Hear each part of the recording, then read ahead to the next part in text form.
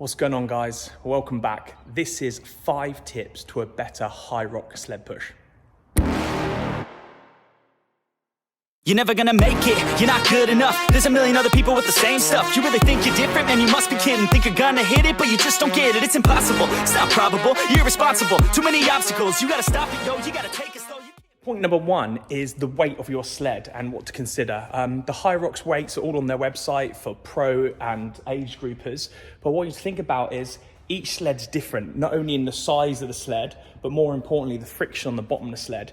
If your sled's been outside and been absolutely trashed on cement or concrete or tarmac compared to a brand new sled, also what type of surface you're on. We're just on some rolled out AstroTurf here, versus if you're on a brand new gym floor. So that makes a difference.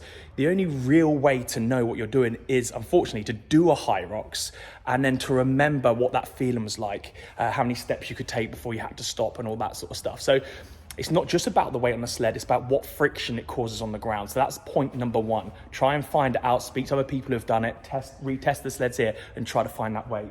We actually put 125 kilos on the sled, and our sled's about 40 kilos, and that gives us about the right feel for an age group weight. Okay, for the pro weight, we actually have to put on 150 kilos on top of the sled, and that roughly feels about it, about the right weight for the pro weight. So it all goes about the type of sled you have, the friction that causes onto the floor you have. So think about that next time you're doing a sled push.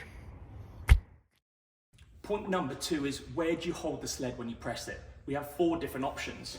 We've got a straight arm position, we've got a shoulder press position, we've got a forearm wrap position, or my favorite is the plate wrap position. Whichever one you choose, you want to roughly be halfway down the poles. From here, you want to have your shoulders and hips all in one line, and we can drive for our feet and generate that forward force. Tip number 3 is, how would you start with a sled? Once you're happy with your hand and arm position, how we start each push of the sled is super important. I'm gonna go for that wrap round plate press. From here, I want you to get into the squat stance and start every single sled push from a squat position. And then as soon as you can, you get the next leg up and start walking. So again, squat stance, we drive as hard as we can with the squat, we then get the foot in, and then we can start walking. We know majority of us, if not all of us, are stronger in the squat. You can back squat more than you can split squat. So why would you set off in a split stance, almost like a compromised position? So next time you're sled pushing, head out, always start in that squat stance, get that first explosive push in, get some inertia behind it, and then we can start stepping into it nice and quick with the feet. Tip number 4, you need to know yourself for this one, is how far should you push that sled before you stop? Just because you can doesn't mean you should. Just because you can do a full length unbroken on that sled push doesn't mean you should.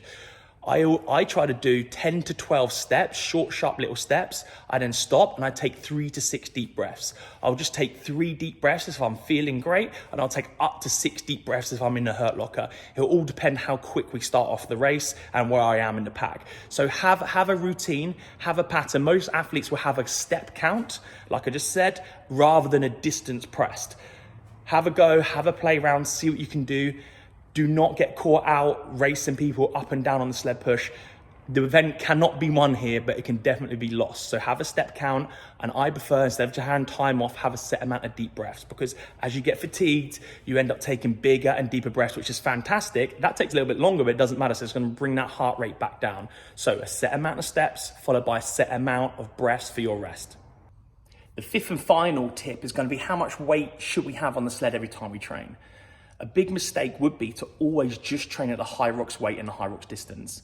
A bit like any training program, you want to vary how far you go and how heavy you push. Sometimes we want to be bringing that weight down and doing a lot more distance. Sometimes we want to be upping that weight and doing really short distance. Oftentimes in my program, I have 6 meters for max weights. I'll push it as far as I can for 6 meters. If I can push it, I add more weight, keep going until I can't do 6 meters. And then all I do then, I do 3 to 5 sets at that weight, but just for 3 meters. So I get used to pushing a really, really heavy sled. On the flip side, sometimes we strip this weight all the way down and we do multiple lengths. So we're talking 30 to 50 meters unbroken all in one go. So we get that sort of muscular endurance. So have a play around with the weight. Don't always just stick at the HYROX weight for the HYROX distance. Feel free to go up the weight for shorter distance and bring it down the weight for longer distance. They're my 5 tips for a HYROX sled push. Love to hear if you've used any. If you've got any others, please drop them below so everyone else can benefit from them. If you enjoyed this, please give us a like and subscribe, and hopefully we'll catch you in the next HYROX tips video.